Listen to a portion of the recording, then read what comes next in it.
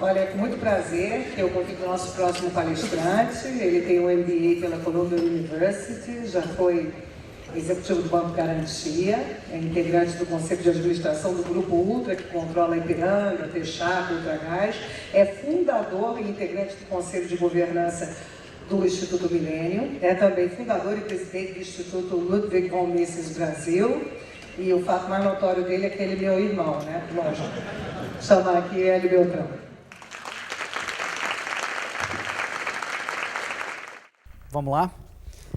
Vou falar então sobre Banco Central, Sistema Financeiro.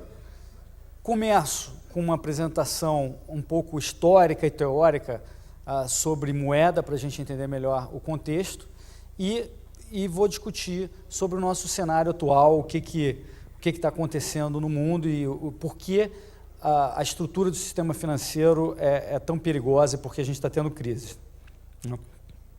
Primeiro, o que é o dinheiro?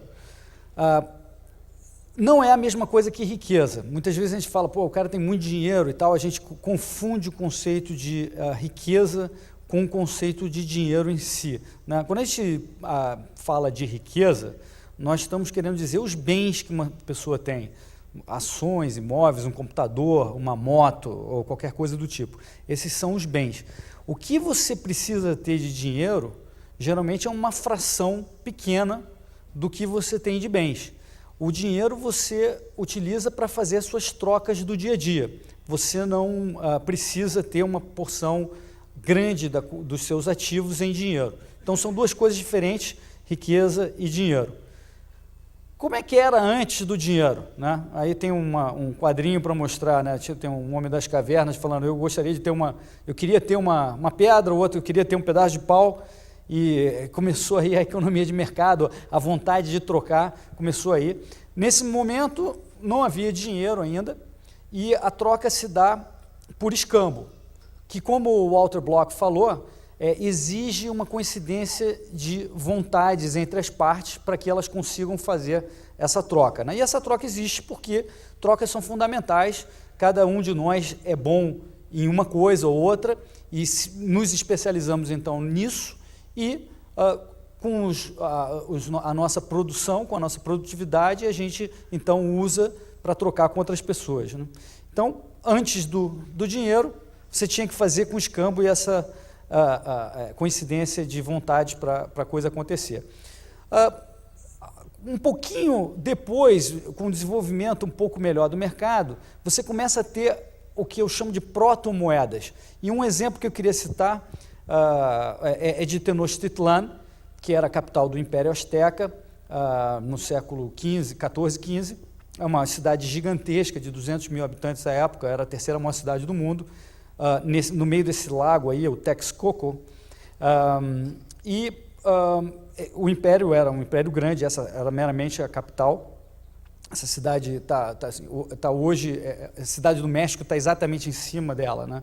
E como é que funcionava o mercado em Tenochtitlan? Você tinha áreas específicas demarcadas para fazer comércio. Qualquer transação comercial fora dessa área determinada pela coroa lá, azteca era proibida. E nesse mercado, que chegava a ter 20 mil pessoas transacionando no momento do mercado acontecendo, esse mercado era extremamente controlado, vigiado, e basicamente vigiado não só para coibir fraudes, sem dúvida eles estavam preocupados com isso, mas a principal preocupação era a coleta de impostos. O Império Azteca era um império basicamente baseado em tributos, como qualquer império. Você taxava a população, né, nas outras cidades e também aí, para trazer o dinheiro para a coroa, né? Então, que não é muito diferente do que a gente tem hoje, né? O dinheiro também está sendo tirado de todo mundo e vai para Brasília, vai para a capital estadual. A diferença talvez seja que aqui hoje volta um pouquinho para a população e lá a maior parte não voltava nada para a população. Hoje, por causa da democracia, alguma migalha tem que voltar para o povo. Mas, em essência, era muito parecido, né? E como é que era feita aqui a troca? Eles usavam como uma proto-moeda sementes de cacau. né? A semente de cacau, essa é a semente torrada que você está vendo aí. Na verdade, o cacau, a semente é um pouco mais clara que essa. E como é que se dava a troca? Por exemplo, se uma pessoa queria trocar uma cesta de milho que valia, por exemplo, 15 sementes de cacau por um punhado de chiles que valia 12, eles faziam a troca e o dono do milho recebia, então, 3 sementes para arredondar o troco. Então, era uma protomoeda que eles usavam, né? E mesmo nessa época já havia falsificação. A falsificação nessa época era da seguinte forma: a pessoa, o falsário, abria a semente e tirava a polpa de dentro da semente, que é o que fazia o chocolate, a semente de cacau, como vocês sabem, e ele colocava lama dentro da semente, dentro dessa casca oca, fechava e misturava essa semente junto de outras sementes legítimas, né? E assim era a falsificação que já havia desde essa época, né? Era um dinheiro commodity.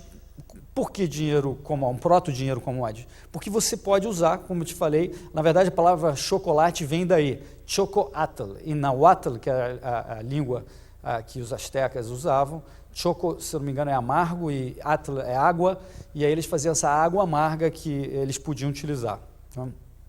Que é, ou fazer uma pasta de cacau. Então, essa moeda era tanto um item de consumo, quanto um meio de troca, né?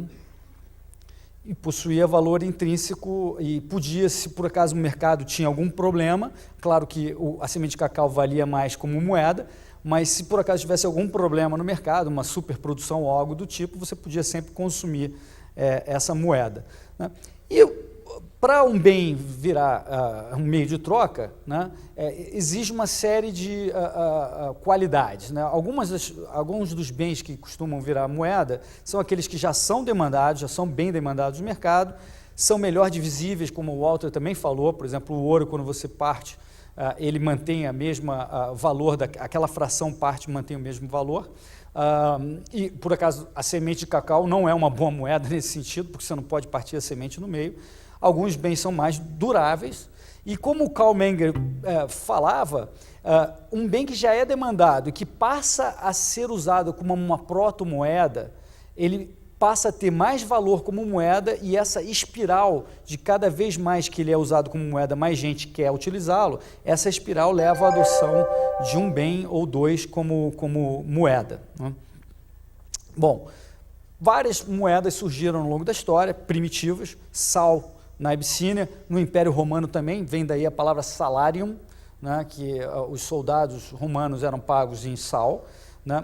Gado na Grécia Antiga, também vem a palavra pecuniários, vem daí, né? Hoje a gente usa o termo abono pecuniário para querer dizer dinheiro, né? Então também é curioso como essas coisas se transmitem até os dias de hoje, né? O abono pecuniário, hoje, quando você vem de férias, se chama de abono pecuniário. Semente de cacau, cigarros, que também era interessante a divisibilidade do cigarro na Segunda Guerra entre os prisioneiros. Quem estudou economia certamente deve ter visto o exemplo dos prisioneiros de guerra usando cigarros, que você tinha os pacotes de cigarros que podiam ser divididos em maços de cigarros, em cigarros individuais, então funcionava bem como uma moeda, né? E até moedas muito estranhas, como essa numa ilha na Micronésia. É uma moeda que podia chegar, tem vários tamanhos, esse aí é o maior tamanho, 3 metros e poucos de diâmetro, pesando 4 toneladas. Na verdade, a moeda, obviamente, não se movia, a titularidade da moeda é que era alterada. Quando alguém fazia uma compra com essa moeda, as pessoas sabiam que havia um novo dono, né? Então, as proto-moedas surgiram dos mais diferentes tipos, né? E o dinheiro, é interessante que ele depende muito da cultura de cada povo, né? Houve um caso em que um navio pirata europeu abordou um barco asteca que estava com carregamento de dinheiro, de sementes de cacau. Eles pensaram que fosse excremento de rato e jogaram tudo ao mar, né? E certamente qualquer asteca que visse isso ficaria horrorizado de esses europeus malucos jogarem tanto dinheiro no mar, jogar fora o dinheiro, né? Então, o dinheiro é uma metáfora bastante humana. Por que uma metáfora? Porque o dinheiro, ele sempre quer dizer algo mais. A gente, quando pensa no dinheiro, não está pensando nele em si, mas ele representa sempre outra coisa, algo que a gente deseja ter, né? Então, o professor austríaco Jesus Huerta de Soto cita, faz um exemplo nas suas salas de aula, que eu queria colocar um trechinho aqui, que ilustra muito bem essa característica metafórica do dinheiro. Vamos a hacer un ejemplo. Luego todos los años está dentro de los costes que el profesor asume cuando da clase. Vamos a ver, ¿ven ustedes esto lo que es? Uma nota de 10 euros. Miren bien, concéntrense, miren. Miren. A ver, ¿qué les parece? ¿Usted qué? ¿Por qué se ríe? No. Si es una mierda. Pero si esto es, vamos a ver, no me entiendan mal. Esto es un trozo de papel. Esto es un trozo de celulosa, con un poco de tinta. No es nada. ¿Por qué? No, ¿por qué se ríen ustedes? ¿Por qué se ponen nerviosos? ¿Por qué todos ahora? Vamos a ver. El profesor tras otro se sube. Esto que no es nada. ¿Por qué estos comentarios? ¿Por qué estas risas? ¿Por qué estos codazos? ¿Por qué estos nervios? ¿Por qué lo ponen en YouTube? El profesor Huerta de Soto rompe un billete de 10 euros. Es la ilustración perfecta de la clase de hoy. Porque todos, el que más o el que menos, inmediatamente que yo he hecho esto, y no se les va a olvidar nunca, y la clase me ha costado 10 euros, ha proyectado en el billete lo que haría si lo tuviera. O que ele falou agora, você projeta na nota o que você faria se a possuísse.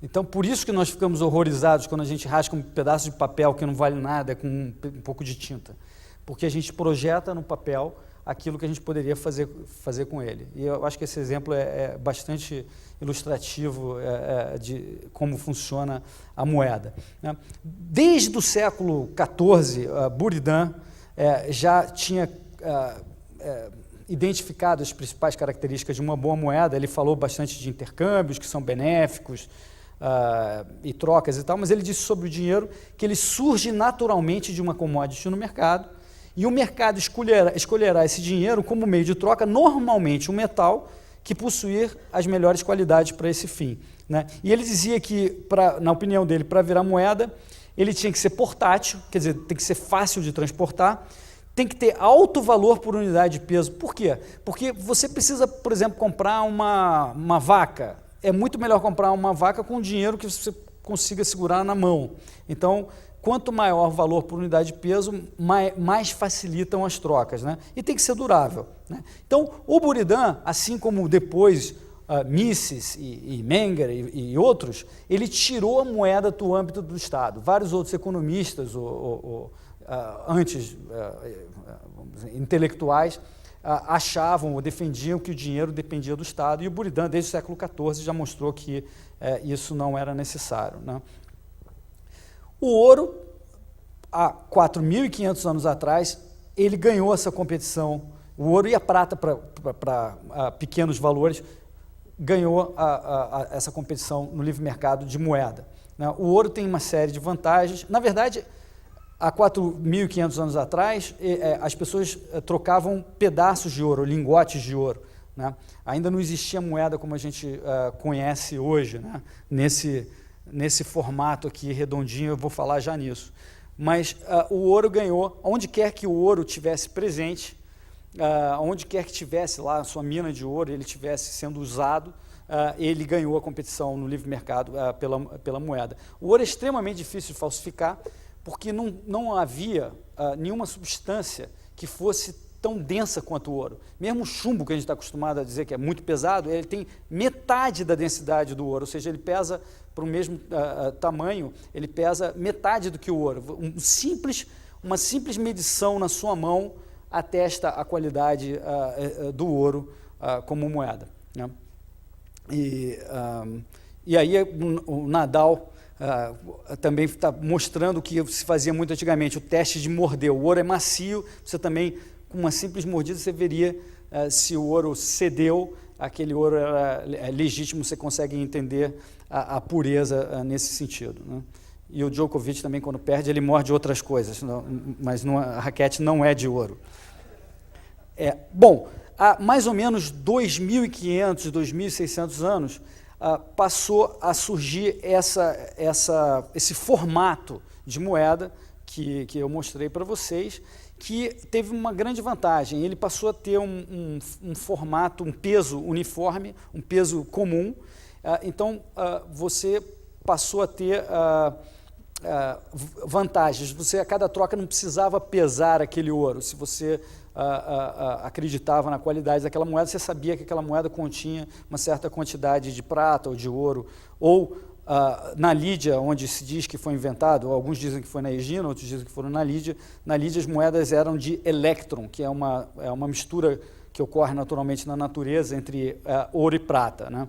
Mas essa invenção da moeda nesse formato, ou seja, um lingote circular uniforme de mesmo peso, em que na sua face você já dizia, já estava claro quanto tinha de metal naquilo, essa invenção trouxe um grande ímpeto para o mercado, permitiu um desenvolvimento do comércio muito grande, permitiu o que hoje a gente chamaria de shopping centers nas ruas da Lídia ou da Grécia, depois com a Ágora, etc. E isso trouxe uma grande prosperidade e o povo lídio ficou muito famoso por se tornar muito rico com essa invenção, né? Então você eliminou a necessidade de pesagem a cada transação. Mas logo em seguida, no Império Romano, a gente começou a ver os problemas que a moeda poderia trazer, né? O denários foi criado durante a República Romana, no 3º século antes de Cristo. Era uma moeda de prata que aparecia a figura da deusa Juno Moneta, aí estava escrito moneta, daí vem a palavra moeda. E durante os séculos em que vigorou a República, o denários continha a mesma quantidade de prata, não houve alteração na quantidade de prata contida no denários. Mas quando veio o Império Romano, principalmente a partir de Nero, a quantidade de metal na moeda começou a ser alterada. Ele derretia a moeda, misturava outros metais para diluir o conteúdo de metal na moeda, o que hoje a gente chamaria de inflação, né? Na verdade, isso seria um tipo de falsificação. Então, Nero diminuiu o conteúdo de prata para 90%, Marco Aurélio, em seguida, já diminuiu para 75%, e no curso de 150 anos, de 200 anos, um denário original era capaz de fabricar 150 denários no final do Império Romano, que no final continha muito pouca prata no fim do 2º século depois de Cristo, e isso, né, coincidiu com a queda do Império Romano. No final do Império, o próprio imperador não queria aceitar a sua própria moeda como pagamento de tributos, né? Então isso mostra, e lá havia a lei da moeda de curso corrente, as pessoas eram obrigadas a aceitar a moeda, vamos dizer, falsificada. Elas sabiam que continha menos prata, mas elas eram obrigadas a aceitar. A moeda era fabricada no templo de Juno Moneta, e daí saía continuamente as novas moedas diluídas, né? Aqui tem um exemplo de outro truque que se fazia no mercado. Essas moedas estão na mesma escala. Isso era clipagem de moeda. Você cortava pedaços da moeda e aí com isso você fazia uma nova moeda com a prata que você conseguiu cortar dessas moedinhas. E aí surge o que a gente chama de lei de Gresham, né? Que na verdade deveria ser chamada de lei de Oresme, que foi a primeira pessoa que identificou essa lei, que diz o seguinte: quando você tem uma lei que obriga que você aceite uma moeda, essa moeda cortadinha, a terceira moeda, como se fosse a primeira moeda, a tendência é de as pessoas passarem a usar para transações a moeda que os outros são obrigados a aceitar e guardar no bolso e fazer um lingote com a moeda que tem mais prata, obviamente. Então, acontece um fenômeno que desaparece do mercado a moeda que é a melhor e todo mundo passa a usar a moeda que é a porcaria que todo mundo é obrigado a aceitar. Isso aí não é nenhuma falha de mercado, é simplesmente porque existe uma lei obrigando a você a aceitar a moeda ruim, né? Então, se você já tem diluição da moeda, diluição do conteúdo da moeda, mais a lei que obriga você a aceitar, a lei de curso corrente, e levando em conta a lei de Gresham, isso é uma receita para um desastre, né? E o mercado, na verdade, sabe lidar com esse tipo de problema, de clipagem, e inventou as ranhuras laterais da moeda que imediatamente identificam se uma moeda foi deturpada, né? Então, o mercado já faz isso, né? Mas os governos, muitas vezes os próprios governos é que faziam a manipulação, né? O que acontece? Qual o fenômeno que acontece quando um imperador ou um governo dilui o valor da moeda, né? O que acontece na economia com isso, né? Então, vamos imaginar se você tem um falsário que consegue, em uma economia que já tem 10 mil moedas de ouro, ele consegue injetar 2 mil moedas falsificadas, seja de chumbo falsificado, e passar a circular como se fossem de ouro, né? Em primeiro lugar, os falsários ganham, porque eles gastam dinheiro, as pessoas topam entregar produtos e serviços para esses falsários. A economia parece aquecer, ela realmente aquece, porque tem mais transações. O dinheiro vai, então, fluindo, e à medida que esse dinheiro flui, o próprio mercado percebe que tem mais dinheiro para a mesma quantidade de produto. Então, os preços começam a subir. E, no fundo, o efeito líquido dessa coisa toda é que houve uma distribuição de renda, porque aquele último cara que gastou já sofreu os preços que subiram, e o primeiro cara que gastou o falsário levou um bem de graça, porque ele fez uma moeda que não custou nada para ele. No fundo, o que acontece é que a riqueza é distribuída e não há nenhum benefício para o mercado, né? E aí, seguindo um pouco na história, né, foram surgindo algumas inovações no sistema bancário.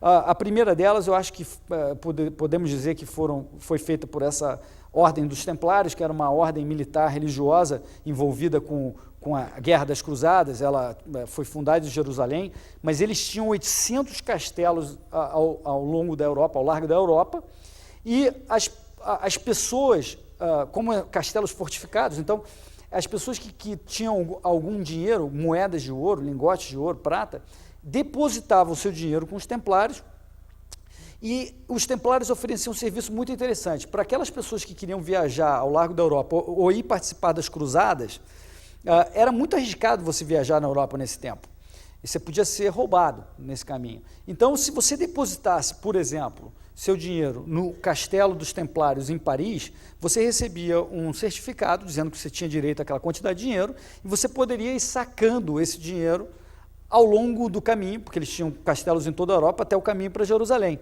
Então, é um serviço, vamos dizer, um depósito precário, mas que atendia uma necessidade bastante importante nesses séculos 12 e 13, né? Os templários depois foram liquidados porque os reis resolveram tomar o dinheiro deles, mas isso é uma outra história.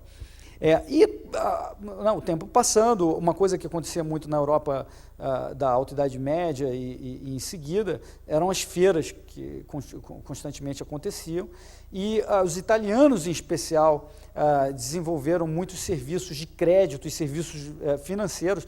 Existia uma lei contra a usura, ou seja, contra você emprestar a juros, era considerado pela igreja como sendo algo imoral, e os italianos arrumaram formas de burlar essa restrição religiosa. Então, eles faziam o que eles chamavam de letras de câmbio, em que você podia, por exemplo, tomar um dinheiro numa feira para sacar em outra moeda, por exemplo.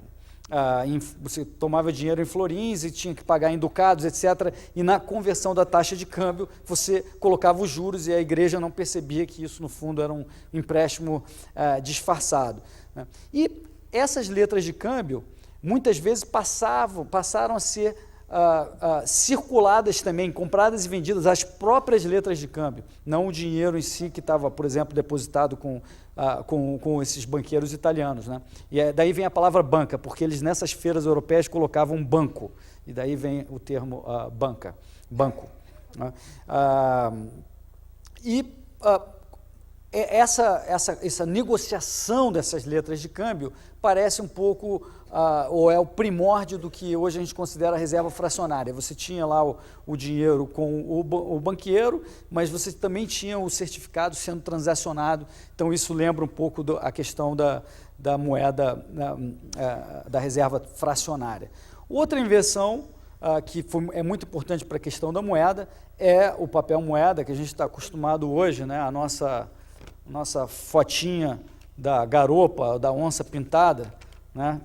E a moeda, o papel foi inventado na China, a impressão também foi inventada na China, não é surpresa que lá tenha sido inventado também o papel moeda, né? E durante a administração mongol do Kublai Khan, que foi o neto do Genghis Khan, ele determinou que todas as pessoas tinham que entregar todo o seu ouro, todo o seu prata, e eles iam entregar, então, esses papéis moeda, que eram do tamanho de um guardanapo, assim, em troca. Então, o governo chinês queria controlar todo o estoque de moeda do país. Era a administração centralizada. Inclusive, os estrangeiros, eu acho que o Marco Polo descreveu isso nas suas aventuras no século XIII, dizia que quando o estrangeiro chegava na China, no posto de fronteira, ele tinha que trocar todo o seu ouro, joias, etc., deixar ali naquele posto. Tinha uma tabela de valor para cada coisa, uma tabela centralizada pelo imperador mongol ou chinês, e essa tabela, então, ele recebia o papel moeda, e na saída, o que sobrasse de papel moeda, ele recebia de volta o equivalente também por essa tabela, né? Então, o papel moeda surge daí, e existem dois tipos de papel moeda, na verdade, né? O com lastro e o sem lastro, né? O com lastro é quando é um papel moeda que representa algo que esteja guardado em algum lugar, que o banco está guardando para você. Esse papel moeda, na verdade, é um facilitador, né? Você não, como os templários faziam, você não precisava carregar o ouro, bastava carregar o papel, mas você sabia que o ouro estava lá. E tem a moeda, o papel moeda sem lastro, que é quando o governo emite uma moeda em que não há efetivamente o ouro ou o que dá valor àquela moeda não existe, né? Então, esse é o caso do sem lastro, que é o que nós hoje temos, né? Os bancos centrais não têm o ouro para lastrear. Eles têm algumas outras coisas que, em tese, deveriam lastrear, mas não é algo que provavelmente você ou eu aceitaríamos como lastro, né? E isso culminou, toda essa inovação e etc., culminou no que hoje nós conhecemos como Banco Central, né? Que começou na Suécia com o Riksbank, mas o primeiro grande banco central de respeito foi o Banco da Inglaterra. No século XVII, o rei estava fazendo guerras, precisava de dinheiro, e as pessoas lá, os comerciantes ingleses, depositavam o dinheiro normalmente na Tower of London, que é onde era o Castelo Imperial, onde tinha a cunhadora, e eles depositavam lá, e é um castelo que fica logo adjacente à City de Londres, e em 1638, se eu não me engano, o rei confiscou esse ouro que estava depositado, passou a dizer que isso era um empréstimo compulsório das pessoas que estavam lá, então confiscou esse ouro, e algumas décadas depois, ele vinha tomando dinheiro emprestado dos ourives, que era quem lidava com ouro, que eram os principais emprestadores para a coroa, e ele também deu um calote nesses ourives, e ele não tinha mais como se financiar, né? E eles continuavam fazendo guerra, né? Então, não havia como se financiar, e o que foi a solução que foi buscada por um grupo de senhores que propuseram que fosse concedido um monopólio para esse banco privado, né? E esse banco privado, de posse de certos monopólios, como, por exemplo, todo o dinheiro que flui pelo governo tem que ficar depositado e circular por eles, o monopólio da impressão de notas, né? De posse desses monopólios, esses caras privados topariam emprestar para a coroa 8% ao ano. coisa que ninguém do mercado estava disposto a fazer. Então, através de uma simbiose, para usar o termo do professor Miller, que citou aqui, a simbiose entre o governo e a iniciativa privada, nesse caso, entre o governo e o setor privado financeiro, se distribuiu um grupo, certos privilégios que, então, fizeram com que fosse permitido a coroa se financiar. Ou seja, os bancos centrais em todo o mundo foram criados com esse propósito.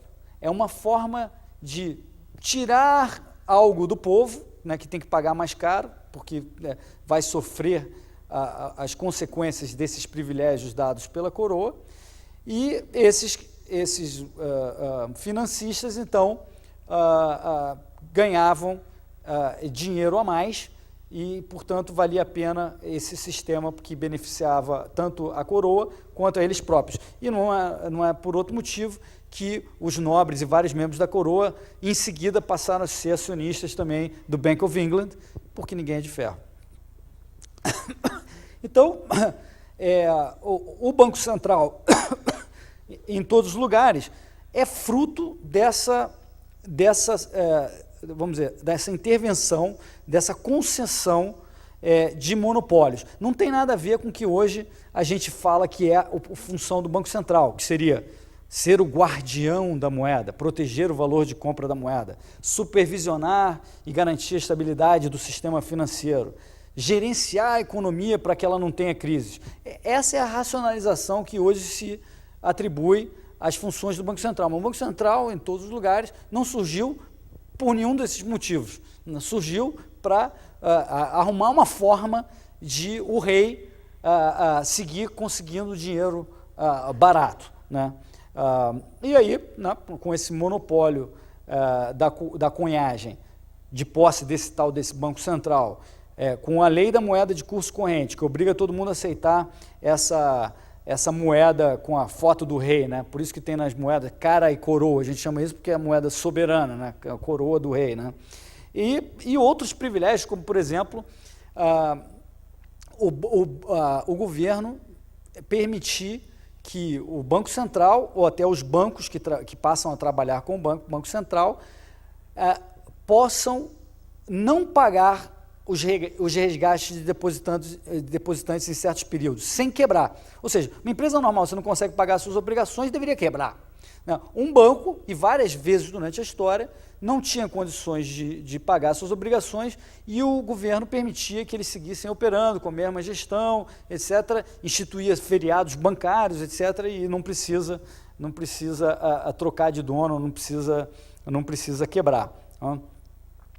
Bom, esse sistema, né, de um banco que todo mundo tenha que usar aquela moeda, e os bancos todos tenham que colocar suas reservas nesse Banco Central obrigatoriamente, né, com a emissão centralizada, né, com os bancos tendo que seguir todas as orientações desse Banco Central, com controle de crédito e a determinação da taxa de juros da economia. Isso é o que o professor Miller falou, que não tem nada a ver com o capitalismo, né? Isso é o contrário do capitalismo. É um sistema que a gente aqui no Brasil, a cada 45 dias, tem que ficar ouvindo quais são as ordens que vêm de Brasília sobre o custo do dinheiro, né, que a gente vai ter que utilizar na economia, né? O monopólio do dinheiro, né, não é capitalismo, né? Se eles querem um monopólio, na minha opinião, há algo de esquisito aí, porque se eles pretendem ser os guardiões da moeda, faria sentido que eles deixassem nós utilizarmos outra moeda, né? É uma forma de você manter uma competição e mostrar que a sua moeda é honesta. Se você está proibido de usar qualquer outra moeda, a gente não pode aqui usar o dólar, ou o euro, ou ter depósitos em outras moedas, isso é considerado crime no Brasil. Se isso ocorre, né, a gente fica desconfiado se realmente eles estão fazendo o melhor com a moeda, e efetivamente é isso que está acontecendo, eles estão abusando da moeda, né? Quando a gente ouve o presidente do Banco Central, o Tom Bini, por exemplo, falando que há espaço para baixar mais os juros, está hoje nos jornais, né, que deve-se estimular a expansão baixando os juros, temos oportunidade hoje de baixar os juros, isso na verdade é uma racionalização para imprimir mais dinheiro, que é assim que se baixam os juros, né, imprimir mais dinheiro e abusar e diluir o poder de compra da moeda, assim como o Nero fez lá com o denário, né? A questão da determinação da taxa de juros também foi falado aqui pelo Walter, que a pretensão de se conhecer em Brasília qual a taxa de juros que o mercado deveria trabalhar no Brasil inteiro, isso é uma pretensão absurda, né, que ninguém tem, né? E hoje, se você lê as atas do Federal Reserve de 2006 e 2007, e essas atas foram editadas, né, eles não estão cumprindo as regras de transparência que eles próprios declararam que iriam seguir. Mesmo assim, se você ler as atas de 2006 e 2007, vocês vão perceber que eles não tinham a menor ideia de que ia haver uma gigantesca crise logo em seguida. Então, esses são os caras que se dizem conhecedores da economia, que devem determinar os juros da economia, o crédito da economia, e, obviamente, não faz sentido, né? Eles são, eu costumo dizer que eles são como fabricantes de árvore de Natal, que acham que podem fazer melhor que a natureza. Não tem como fazer melhor que a natureza. Ele pode tentar ao máximo, mas ele não vai conseguir fazer melhor que a natureza. É uma pretensão tola, né? Outra característica do sistema atual, que a gente está vendo bastante claramente, é que nós temos um sistema em que os lucros são privados, mas os prejuízos são socializados. Nós pagamos os prejuízos, né? É a doutrina que lá nos Estados Unidos se chama de too big to fail, muito grande para quebrar, né? Onde em todas as ocasiões, desde que eu estou envolvido no mercado, todas as ocasiões em que algum banco, ou mesmo nenhum banco, como é o TCM em 97, 98, quando quebrou um banco desses relevantes, médio, quebrou, o Banco Central, o governo, salvou essa empresa, né? E, basicamente, em muitos casos, principalmente na crise de 2008, permitiu que os gestores e os acionistas dessas empresas nada perdessem, né? Então, os bancos passam a ser sócios do ciclo econômico, porque quanto mais eles arriscam, se eles acertam, o dinheiro vem para eles, é lucro deles, privado. Mas se eles erram, alguém mais vai pagar. Essa é a receita para a gente ter crises e ciclos o tempo inteiro. E o banco que é considerado o banco que sempre teve a melhor gestão de risco, né, que foi o inventor do Value at Risk, Risk Metrics, JP Morgan, no início dos anos 90, acabou de anunciar um prejuízo surpresa de 2 bilhões de dólares, e que provavelmente já anunciaram que deve vir mais perdas aí nos próximos semestres. E não é surpresa que nós estejamos vendo isso, porque se você tem um sistema que premia esse tipo de coisa, premia por quê? Porque toda vez que alguém quebra, você continua lá. Esse Jamie Dimon tá lá desde 2008, o banco dele também estava quebrado, assim como o Citibank estava quebrado e os outros também. Então você premia esse tipo de comportamento, você vai, toda vez que você incentiva algo, né, em economia se diz isso, toda vez que você dá um incentivo a algo, você vai ter mais disso. E é isso que a gente vai ter mais ciclo, mais volatilidade, mais risco dos bancos que nós vamos ser obrigados a pagar. O professor Miller também falou como era diferente há 100 anos, né, antes da criação do Federal Reserve, antes de vários eventos que aconteceram no início do século XX. E nessa época, o que a gente chama de alavancagem, ou seja, como o banco se financia, né, em termos de dívida e patrimônio próprio, a alavancagem era de 3 a 4 vezes. Isso significa que o banco tinha, por exemplo, 1/4 de capital próprio, 3/4 de capital de terceiro, né? Hoje, a alavancagem do sistema financeiro, mesmo depois de toda essa crise, é algo entre 20 e 30, né? E era 30 no momento da crise em 2008, né? Antes, você tinha partnerships, ou seja, sociedades em que os acionistas eram responsáveis por pagar as obrigações de depositantes do banco. Hoje, lá fora, no primeiro mundo, Estados Unidos principalmente, mas também na Europa, etc., são sociedades limitadas. Ou seja, se o banco quebra, os acionistas estão protegidos. E os gestores também, só se eles ficar provado que eles fizeram uma negligência grave ou uma fraude, eles também não têm nada a sofrer. Aqui no Brasil é um pouquinho diferente. Em tese, o patrimônio pessoal dos acionistas do banco é arrolado num caso de uma falência, que é um pouquinho melhor. Eu acho que até por isso que nós não temos tantas crises como tem lá. Nós somos um pouquinho mais conservadores, porque já vimos os problemas que isso causa durante a década de 70 e 80, então a gente melhorou um pouco isso. Mas lá fora, o banqueiro continua lá gerindo, né? E mesmo depois de ter quebrado o banco e de já ter mostrado que ele é irresponsável, né? E agora o JP Morgan provavelmente vai acontecer a mesma coisa. Outra coisa que também é muito diferente de 100 anos atrás é que o cliente hoje não tem responsabilidade sobre onde ele bota o dinheiro. O que eu quero dizer com isso? Existe algo chamado seguro-depósito. Né? No Brasil, se não me engano, é R$100 mil. Você se deposita num banco R$100 mil, você pode ter 4 contas, depositar em 4 bancos, você está garantido pelo governo de que você vai reaver esse dinheiro. Então, tanto faz aonde você bota o seu dinheiro, porque você sabe que aquilo é garantido pelo governo. Né? Na época dos meus pais, dos meus avós, eles estavam sempre preocupados em que banco eles iam botar o dinheiro, porque aquele banco podia quebrar. Então, havia uma rede de informação para saber se cada banco como é que estava, como é que estavam as finanças de cada banco, etc. E isso não ocorre mais, porque nós temos mais uma intervenção, que é essa garantia de depósito, né, que tira totalmente a responsabilidade do depositante de vigiar o banco. Né? E isso certamente também atrapalha muito o nosso sistema. E, finalmente, a gente tem uma regulamentação que é monopolista.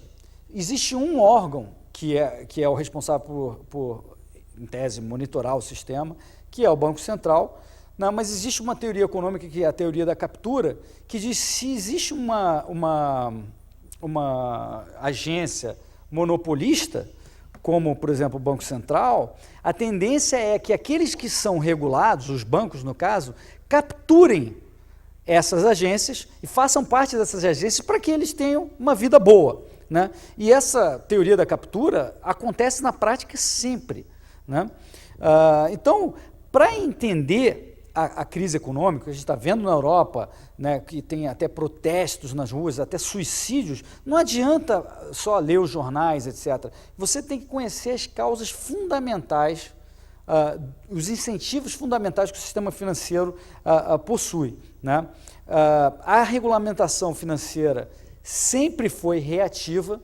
Tem um sujeito chamado Charles Goodhart, que é um central banker muito bom, britânico, que leu todos os anais do Comitê da Basileia, que em tese é o Banco Central dos bancos centrais, que em tese dita as regras para o mundo inteiro, dita mesmo, e os bancos e os países são obrigados a seguir, e ele leu e chegou à conclusão de que nunca eles realmente discutiram as causas fundamentais para alterar os incentivos do sistema.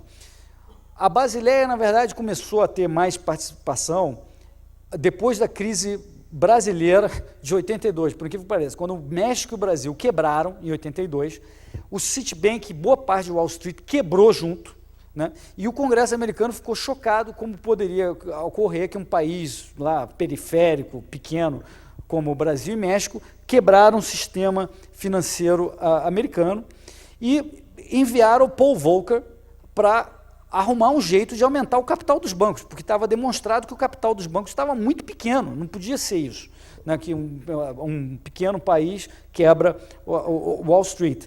Né? E o Paul Volcker tentou estabelecer isso para os bancos americanos fizeram um lobby e falaram, olha, se for alterar qualquer regra, tem que alterar no mundo inteiro. Foram até a Basileia então determinou que os bancos de primeiro mundo deveriam ter 4% de capital no mínimo. 4% de capital é uma piada, Em qualquer dia do mercado, o mercado pode cair 4%, os ativos do banco podem cair 4% e ele está quebrado. Mas por que eles determinaram 4%? Porque era o máximo que os bancos topavam, era o máximo que eles poderiam aguentar na época, né? E assim nasceu a regra da Basileia I, né? Começou a dar problema, porque eles consideravam, por exemplo, que títulos americanos eram isentos dessa regra de capital, porque eram muito seguros, então é 4% sobre o capital, sobre os ativos que eles tinham em que havia risco. Mas se eles tinham, por exemplo, Treasury Bonds americanos, não precisava ter nenhum capital. E os bancos passaram a fazer engenharia financeira e burlar essa regra, e eles perceberam que o JP Morgan, por exemplo, tinha inventado um sistema de modelos muito mais sofisticado, que é esse que acaba de falhar de novo, que é o Value at Risk, e a Basileia falou assim, não, eles estão muito melhores que nós, estão muito melhores que nós, então vamos deixar com que esses bancos meçam o seu próprio risco. Eles dizem para a gente quanto é o risco deles, né? Obviamente, né, é o lobo tomando conta do galinheiro, isso não vai funcionar, e essa era, vamos dizer, a Basileia II, que já tinha sido adotado na Europa, ia ser adotado nos Estados Unidos quando veio a crise. Então agora eles já estão correndo, fazendo a Basileia III, que também não vai funcionar, já está com cara que nada disso vai dar certo. E faz sentido que não dê certo, porque se você tem incentivos para gerar risco, se você tem um capital pequeno, se você pode capturar a agência, se você pode alavancar mais do que eles esperam, no fundo, em economês, como os custos das suas ações não são internalizados, porque você faz outros pagarem, isso aí não é um sistema que pode dar certo. Então, para que a gente resolva esse desenho, para que esse desenho passe a fazer sentido, de novo, o que nós temos que fazer? Temos que, primeiro, internalizar os custos nos bancos, ou seja, deixar com que os bancos que façam besteira quebrem, como qualquer empresa normal, né? Quebrar não significa que desaparecem os ativos do banco, como uma empresa, quando quebra, também as fábricas continuam lá. O que acontece quando quebra no sistema capitalista é que muda a gestão. Os credores passam a ser os donos e muda a gestão, né? Isso também tem que acontecer com o banco. Nós temos que admitir também que a captura do regulador é inevitável e a gente tem que redesenhar isso de tal forma que a gente assuma que qualquer captura de um regulador seja inevitável, portanto, a gente deveria tirar o monopólio da regulamentação, né? A gente tem que acabar com essa doutrina de too big to fail, de salvar os bancos, nós temos que acabar com o seguro-depósito, né, para que volte a responsabilidade para nós, e principalmente a gente tem que acabar com o monopólio do Banco Central da moeda, e da determinação do custo da moeda, e deixar com que o mercado possa operar de novo, ou seja, basicamente voltar para 100 anos atrás, quando nós não tínhamos um banco central monopolista. É isso que eu queria dizer. Obrigado.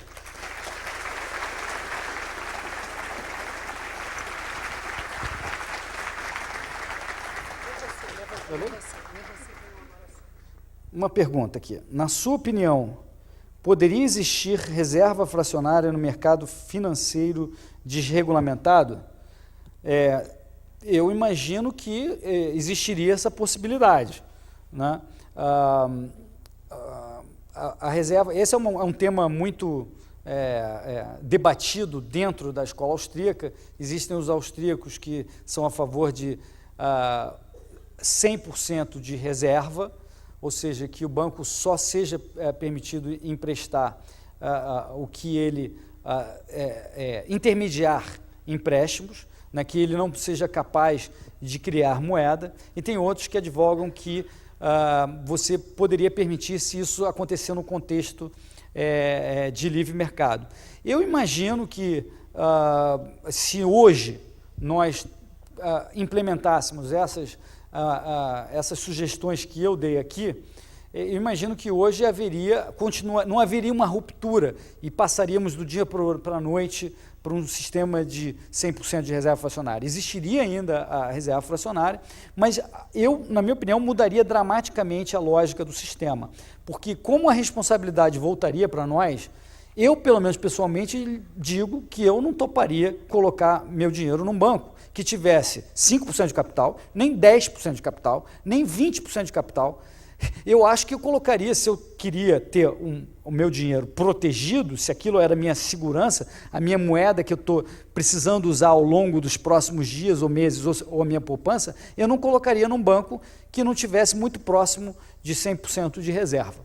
Cada um teria uma opinião diferente, mas é possível que existisse bancos que estivessem operando com menos de 100% de capital próprio nesse sentido. Então, a possibilidade existe, mas a discussão sobre se isso deve ou não acontecer é uma longa discussão e que temos aqui dois especialistas, o Philip Bagos e o professor Bloch, que são especialistas nesse tema, que podem tirar dúvidas de vocês. Tem mais uma pergunta ali. Boa tarde, Hélio. Vou fazer aqui uma pergunta que eu escrevi. Levando em consideração a defesa do padrão ouro por parte dos liberais austríacos, mas também levando em conta que boa parte do ouro pertence a megacapitalistas, aqueles que monopolizam o mercado em uma ação conjunta com o Estado, será que a defesa do padrão ouro não significa a permanência dos mesmos grupos monopolistas que atuam em favor do controle do mercado? Olha, é uma pergunta muito boa, eu teria que pensar muito, não sei se eu vou conseguir dar uma resposta aqui de pronto, mas eu sou um dos austríacos que não acho que a gente deva determinar que moeda que vai ser usada, né? E eu acho que a maioria dos austríacos também não diz, olha, a gente tem que ter um sistema ouro. Não é isso que eu, pelo menos, advogo, né? Eu espero que tenha ficado claro na minha apresentação. O que eu advogo simplesmente é que o mercado possa operar livremente e cada banco possa escolher a reserva que ele escolhe. Eu tenho a impressão de que você pode estar certo se houver uma regra centralizada que diga você tem que usar isso aqui, né? Você tem que usar o ouro e alguém vai gerenciar esse ouro centralmente, seja o Banco Central, tem que lastrear a moeda no ouro, etc. Esse é um convite para você ter um abuso do sistema, porque esse é um sistema que continua centralizado. É um sistema ouro capenga, falsificado, no sentido de que não é o mercado operando. É um sistema centralizado e esse ouro pode ser manipulado, ele pode ser emprestado sem que você saiba, por exemplo. E aí pode estar havendo esse abuso que você está dizendo. Mas, de novo, o importante voltando à minha primeira slide da palestra, na diferenciação entre riqueza e dinheiro. Dinheiro é diferente de riqueza, né? O ouro... ele se voltasse a ser moeda, porque hoje ele não tem condições de ser moeda, porque ele é taxado, né? Ele é um ativo financeiro hoje, né? Ele não é moeda, mas se ele voltasse a ser moeda, todo mundo precisaria ter a moeda, se fosse o ouro, para fazer transações normais na economia. E esse ouro estaria pulverizado. Mesmo o cara com muita riqueza, não faria sentido ele ter muita moeda sem ter nenhum rendimento, né? Então, o ouro, naturalmente, sendo adotado como moeda, ele estaria muito pulverizado no mercado. Mas num sistema capenga, falsificado, centralizado, eu imagino que poderia estar acontecendo a distorção que você menciona. Tem mais uma, Kelly. A base monetária aparenta estar estável no Brasil recentemente. Como o BC está forçando uma queda de juros? Poderia comentar o spread no Brasil? O fato de a base monetária estar estável não significa que haja necessariamente, sob a ótica, sob a lógica de metas de inflação que a gente tem no Brasil hoje, né, sob essa ótica, não necessariamente indica que há espaço para baixar juros, né? Você tem que ver várias outras questões, por exemplo, o crédito, outras análises sobre moeda, por exemplo, o M1, o M2, etc.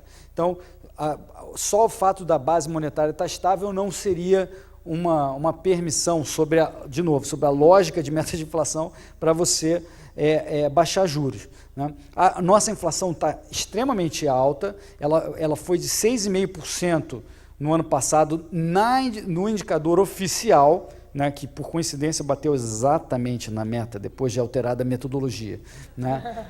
É uma coincidência muito interessante que eu acho que vai ser muito estudada pelos economistas, porque se fosse 0,01% acima do que foi, o Banco Central teria que enviar uma carta gigantesca explicativa para o Congresso Nacional. Mas, felizmente, não foi 0,01% e não precisaram mandar essa carta, né? Então, se existe espaço para baixar a taxa de juros, eu acho que não, né? A inflação continua muito alta. Se eles querem, na meta deles, que a inflação seja 4,5%, eles deveriam agora estar aumentando a taxa de juros e não diminuindo a taxa de juros. Eu estou falando aqui com a lógica mainstream, que não é a lógica austríaca, né? Agora, poderia comentar o spread no Brasil, né? A gente tem visto aí recentemente uma recaída um pouco argentina do nosso governo, assim, à la Argentina, de tabelar os juros para o consumidor final, né? Os juros para o consumidor pequeno, com alto risco de crédito, costumava ser 8%, 9% ao mês, e o governo obrigou os bancos estatais a diminuir isso para alguma coisa em torno de 3%, 4%, argumentando que esse era um lucro gigantesco, irreal, etc. Mas dos 9%, né, o chamado spread bancário é a diferença entre o que o banco cobra dos seus clientes e o custo de captação. Não, eu vou aqui estimar alguns números. Digamos que o custo de captação seja algo em torno de 1%, então você tem um spread de 8% que o banco tem aí, né? Desses 8%, tem várias coisas que você tem que pagar aí no meio, não é só lucro, né? O que tem nesses 8%? Em primeiro lugar, tem um custo administrativo do banco, né? Que vamos dizer que sejam 2%. Né? Em segundo lugar, você tem compulsórios e outros impostos, IOF, etc. Vamos dizer que seja mais 2% a 3%, alguma coisa assim. E mais importante de tudo, você tem a inadimplência, que é o risco do cliente final não pagar. Existe uma inadimplência média na carteira do banco que cobre uma outra parcela, né? Eu estimo que do spread bancário, algo em torno de 1% a 2% seja efetivamente lucro do banco, né? Então, nos 9%, tinha esse lucro de 1% a 2%. Se o governo obrigou o Banco do Brasil, a Caixa Econômica, a reduzir para 3%, a gente pode ter certeza absoluta que esses empréstimos, se concedidos, na média, devem gerar um prejuízo significativo, né? Então, isso parece muito com o que a gente viu nos anos 80 no Brasil. É a formação do que a gente chama de esqueletos, né? Porque são perdas que estão aí, que vão acontecer aos poucos e, em determinado momento, o Banco Central ou o governo vai ser obrigado a capitalizar o Banco do Brasil e a Caixa Econômica para fazer frente a esse prejuízo que vai acontecer, né? Porque a 3%, se você conceder esse crédito para quem você normalmente concedia, você vai ter esse prejuízo, né? Os outros bancos, os bancos privados, estão dizendo que baixaram também as taxas, mas eu custo acreditar que eles estão aprovando o crédito e efetivamente dando esse crédito para o cliente final. Eles são obrigados a acompanhar, porque o mercado só tem um preço, né? O mercado sempre tem um preço só. Então, se os bancos federais abaixaram as taxas de juros, esse preço foi lá para baixo e os outros bancos são obrigados a acompanhar, mas não quer dizer que eles sejam obrigados a conceder o crédito. Então, essa questão é muito perigosa, é uma intervenção danosa do governo no mercado e que certamente vai criar mais um esqueleto e que nós vamos ter que pagar. Palmas para o Hélio Beltrão.